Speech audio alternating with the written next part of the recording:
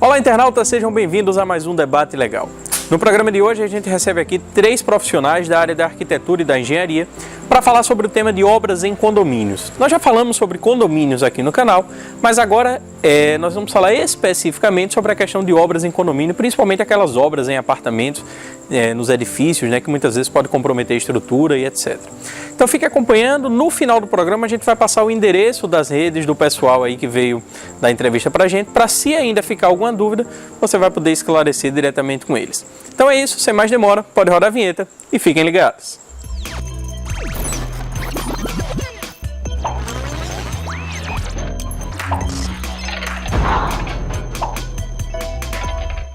Olá, internautas, sejam bem-vindos a mais um Debate Legal. No programa de hoje a gente vai dar continuidade a um tema que a gente já começou a abordar aqui no canal há alguns vídeos atrás. Há alguns vídeos a gente conversou com Saulo Álvares, ele que é advogado e gestor condominial, e falamos um pouco sobre o tema condomínio, a vida em condomínio, direitos e deveres dos condôminos. Essa que é uma relação sempre conflituosa, geralmente, na verdade, conflituosa entre os condôminos. Afinal, quando você junta muita gente, sempre existem opiniões divergentes, vontades divergentes. A gente está agora dando seguimento a esse tema, mas falando sobre outro enfoque da vida em condomínio, que é a questão das obras que são realizadas em apartamentos ou em casas que estão dentro de um condomínio. Para isso, nós chamamos aqui 3 especialistas na área que trabalham com isso e que vão falar para a gente alguns cuidados que as pessoas devem ter e que não podem negligenciar esses cuidados sob pena de causar um dano tanto ao próprio imóvel quanto aos imóveis vizinhos ou à própria edificação. Para isso, a gente recebe hoje aqui Cássio Eric, ele que é engenheiro eletrônico, Hanna Ferreira, que é arquiteta e urbanista, e Will Mendonça, que é engenheiro civil. Eles 3 formam um time aí que coordena uma empresa de reforma de apartamentos e que também entende um pouquinho sobre isso, essa questão de como você regularizar a obra e quais cuidados vocês devem ter quando forem fazer essas mudanças em seus apartamentos. Sejam muito bem-vindos a mais um Debate Legal, muito bom ter vocês aqui. Obrigada. A gente agradece e fica feliz porque a proposta do programa é debater temas jurídicos, mas isso não significa que os nossos especialistas que venham aqui tenham que ser pessoas da área jurídica. Existem temas que vocês falam com muito mais propriedade e para isso a gente precisa entender. Eu queria começar falando com Hanna, lhe perguntando, Hanna, as obras em apartamento muitas vezes exigem alguns cuidados especiais, A pessoa precisa se preocupar com alguns detalhes a mais do que se fosse fazer uma obra numa casa que não é num condomínio, por exemplo. Quais são os principais cuidados que as pessoas devem ter? Tá, primeiramente eu queria agradecer em nome do nosso escritório da Cenário Projetual a você pela oportunidade. É muito interessante os vídeos que você vem fazendo e as propostas dos temas. É legal, que é bem esclarecedor para todas as pessoas que vêm assistindo. Então, assim, antes de qualquer reforma no apartamento, primeiramente é necessário a contratação de um profissional qualificado na área, no caso um arquiteto ou um engenheiro civil, porque dessa forma esses profissionais vão estar identificando tecnicamente a questão das plantas de reforma, plantas de reforma, planta estrutural, hidrossanitário, questão de planta de gás, onde vão estar passando as tubulações, para que não ocorra nenhum transtorno futuro. Então é interessante também que o morador ele esteja ciente do regime interno do condomínio, não só o morador, como também o profissional que estará responsável pela obra, porque ele tem que ter ciência do horário de funcionamento de reforma, que geralmente se dá pela manhã de 8 às 12 e à tarde de 2 às 5, mas é importante que cada um tenha ciência do seu regime, do seu condomínio. Tem que saber, todas as regras, tudo que vai ter ali. Eu acho que quando você fala, por exemplo, da questão da preocupação de onde passa a tubulação, é porque às vezes a pessoa vai, eu quero trocar esse piso, eu quero trocar esse revestimento, e começa a quebrar e bate numa tubulação de gás, bate numa tubulação de água, e isso muitas vezes causa danos não só ao imóvel da pessoa, mas ao imóvel vizinho, por exemplo. Isso.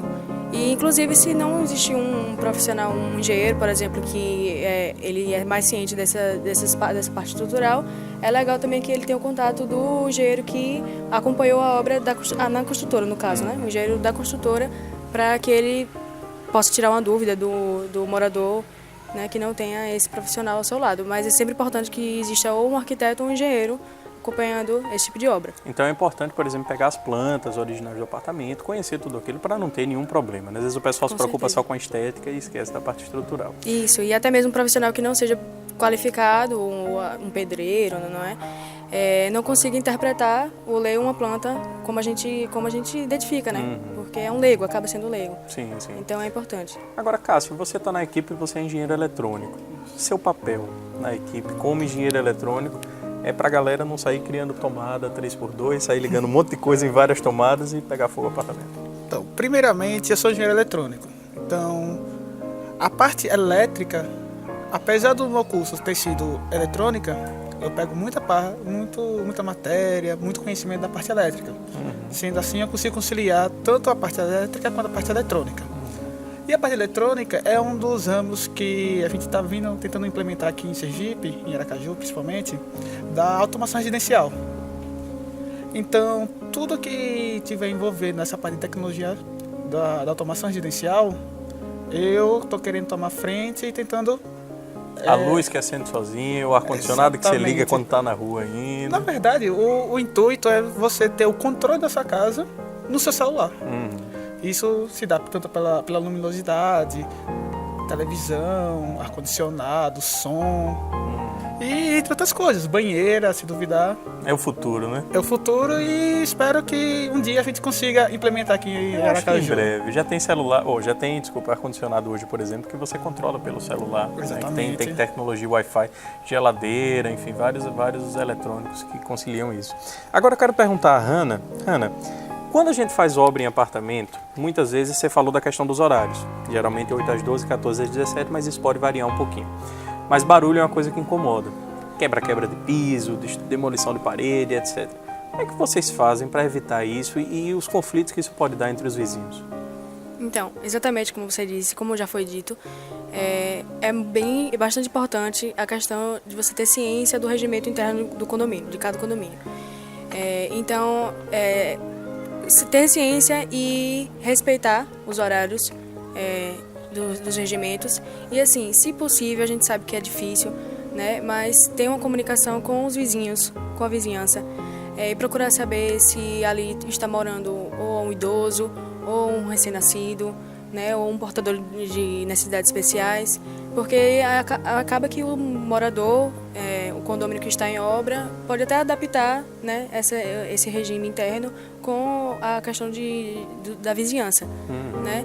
E aí, caso aconteça algum transtorno futuro, já fica mais fácil de você lidar, né? De você ter Já conhece, já tem aquele contato prévio, né? Já tem Evita um contato. conflito. Isso, exatamente. Cássio, agora quero perguntar a você, essa parte legal, por exemplo, eu quero iniciar uma obra, eu contratei um profissional para supervisionar aquela obra, para ser o responsável por aquela obra. Mas existem alguns trâmites para que aquela obra ela seja legalizada, né? Tanto perante o poder público, a prefeitura, por exemplo, quanto perante os órgãos de controle da profissão de vocês, que são o CAU, o Conselho de Arquitetura, e o CREA, que é o Conselho de Engenharia. Como é esse procedimento? Para a pessoa que nunca fez uma obra e quer fazer tudo certinho dentro do padrão. Então, após a contratação do profissional, seja ele arquiteto ou engenheiro, essa pessoa, esse profissional, fica responsável por retirar do seu conselho um documento que atesta a sua responsabilidade da sua obra. Esse documento pode ser, no caso, a RRT, que é dos arquitetos, sim. é o Registro de Responsabilidade Técnica. E dos engenheiros é a ART, que é a Anotação de Responsabilidade Técnica.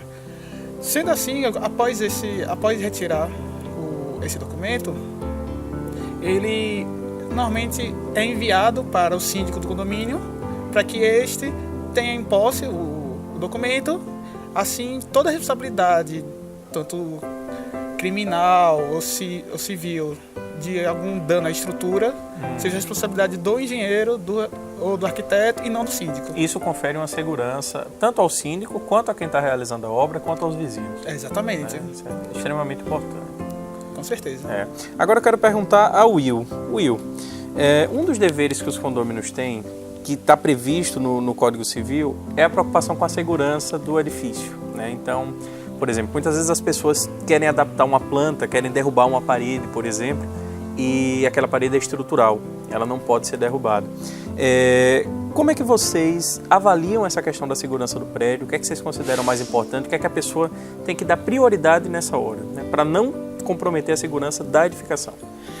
Exatamente, Luiz. Antes de qualquer reforma, claro, a gente quer reformar, a gente quer que fique mais bonito ou mais prático, mas antes de tudo, o importante é a segurança. Então, antes de qualquer reforma, nós precisamos analisar as plantas.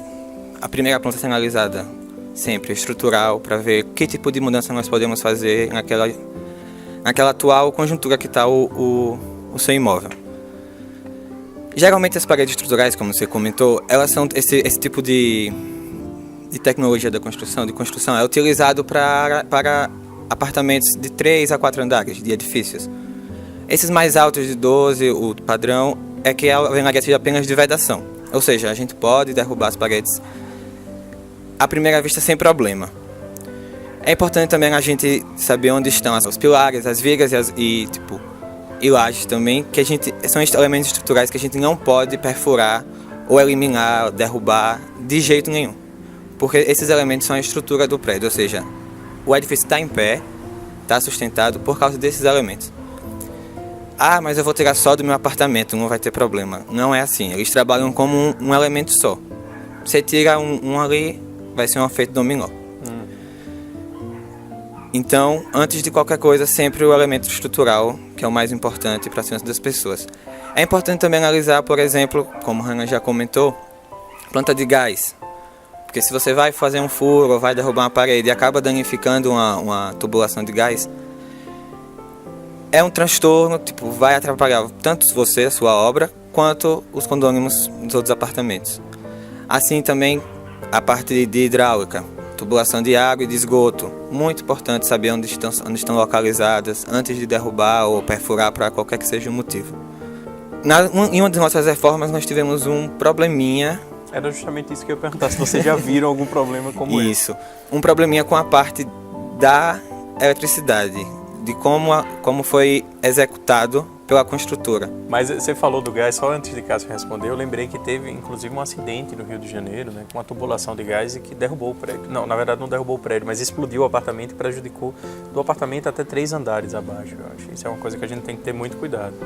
Isso, qualquer mudança assim ou transtorno vai causar, vai precisar ser feito, vai danificar a estrutura de algum jeito, vai precisar ser feito um estudo para saber se aquela estrutura ainda está viável ou vai ter que implodir, ou qual seja a atitude a ser tomada, né, perante um acidente desse Daí tipo. A importância da responsabilidade técnica. Né? Exato, para saber quem foi o responsável, quem permitiu que aquela mudança fosse feita. Agora estou curioso, Cássio, para saber qual foi o caso que vocês se depararam aí.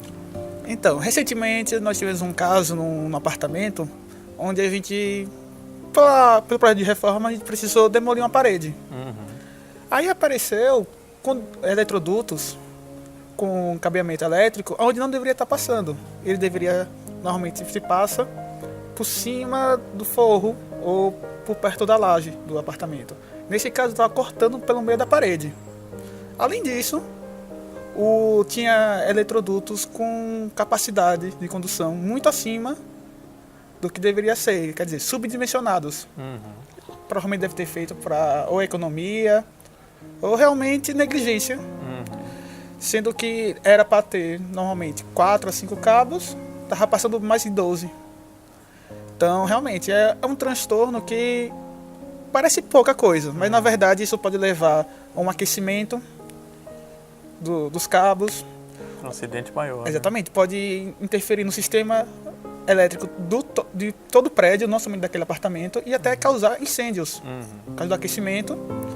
Então foi algo meio que perigoso e que a gente teve que ajeitar mesmo sendo imprevisto. É verdade. E isso, gente, se você, por exemplo, isso vocês fizeram foi num prédio. Exatamente. Alguns outros apartamentos desse prédio devem ter isso também. Vocês identificaram nesse apartamento, mas alguns outros também devem ter. Bem como alguns outros empreendimentos dessa construtora também devem ter. E isso é importante que você, internauta, saiba que a responsabilidade, né, é de quem construiu. Então a construtora, ela não podia ter feito isso. Então você tem que avaliar isso e se você realmente sofre um dano por conta dessa situação, você tem que procurar acionar a construtora, né, para que sane esse problema, para que resolva tudo isso. Gente, foi muito bom. Eu tinha mais uma pergunta para fazer aqui, que era sobre a responsabilidade da obra, né? Mas a gente acabou já falando sobre isso, que são os arquitetos e os engenheiros. Muito bom o trabalho de vocês, né? Inclusive a gente tem acompanhado nas redes sociais, por isso que a gente chamou aqui, vocês são bem ativos, né? Combinam bastante com a proposta da gente, que é essa questão da comunicação. E agora eu vou pedir para vocês fazerem as considerações finais, quero que comece de lá para cá. E o Willa, vamos para casa. Primeiramente, a gente quer agradecer muito, Luiz, por essa oportunidade. É sempre bom a gente poder trabalhar com um público um pouco diferente, porque, querendo ou não, o seu público é mais voltado para a área jurídica e tal, mas que são pessoas que procuram se esclarecer de outros assuntos. Então, é importante a gente tratar com novos públicos e aproveitar para divulgar nosso Instagram, que é @cenário-projetual. A nossa proposta é justamente essa, trabalhar em equipe, o engenheiro civil com o arquiteto e o engenheiro elétrico, para evitar ao máximo esse tipo de problema. Um problema aqui, um problema ali. Então, são 3 profissionais capacitados em diferentes áreas, mas que buscam um objetivo em comum, que é a satisfação e, minimizar esses imprevistos que acontecem. E é isso. Ana, fique à vontade também para fazer suas considerações. Bom, eu queria agradecer, na verdade, aos meninos também, né? Porque, assim, a gente está muito feliz com a nossa empresa, nosso escritório. A gente abriu essa empresa, na verdade, vai fazer 1 ano ainda. Mas eu acredito que a gente já deu uma avançada, né? A gente já teve muito aprendizado, inclusive como trabalho em equipe, porque foi um início e a gente foi vendo que foi dando certo, né? Então, às vezes, até um cliente não contrata o pacote completo, né, da engenharia com arquitetura, mas os meninos sempre estão do meu lado, né, para dar um suporte. Claro que eles conhecem muito mais coisa do que eu em relação à área deles, né, em relação à parte estrutural. Então é bastante interessante. Como eu falou do Instagram, já dei uma olhadinha lá na @cenário-projetual, porque a gente sempre está colocando alguma coisa, né, como todo mundo já está hoje bem ligado nas redes sociais, é sempre bom, né?